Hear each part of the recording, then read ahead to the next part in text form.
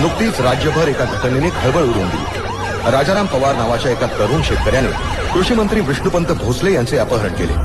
नंतर राजाराम पवार यांनी स्वतःहून पोलिसांच्या स्वाधीन होऊन ही बातमी दिली।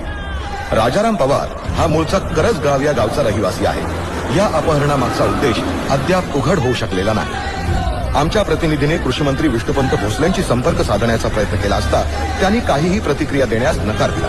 त्यामुळे या प्रकरणाविषयी राज्यभर चर्चेला उधाण आले आहे। सरकारला दुःखाची जाणीव करून देणं हा जर गुन्हा असेल तर तो गुन्हा मी केलेला आहे।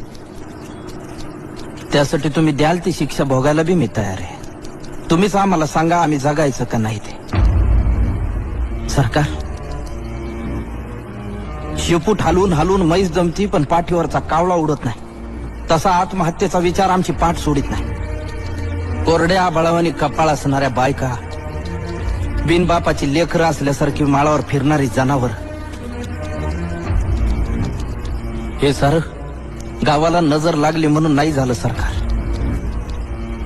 गावाकडे कुणाचीच नजर गेली नाही म्हणून झालं। शिकलो नसतो तर किती सुखात राहिलो असतो। अन्यायाची जाणीवच झाली नसती। देवाचा कोप झाला असं समजून बसलो असतो अंधारात तुमच्या लाल दिव्याला हात जोडीत। गोचेडासारखे चिटकून बसले सातबाऱ्याला सावकार आणि पुसगावण्यासारखं उभं आहे सरकार। आभाळ वाटतंय सावत्र आईवारी, दुष्काळाचं कुरूप ठणकत चाललंय आणि शेतकऱ्यांसाठी कोंडवाडे बांधायचं ठरवून सरकार शांत झोपी गेलंय। देश महासत्ता होण्याची स्वप्न बघण्यासाठी खिचडीसाठी शाळेत जाणाऱ्या पोरांना चोरून आणलेले 2 घास खाताना त्याच्या बापाला अभिमान वाटावा पोराचा का स्वतःच्या जगण्याची लाज? शेताचा मसलवाटा झालेला आहे।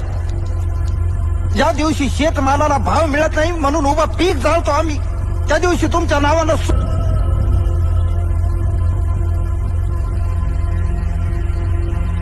माझी काहीच तक्रार नाही। पिकवणाराच उपाशी आहे। भूक माणसाला काही करायला हवे।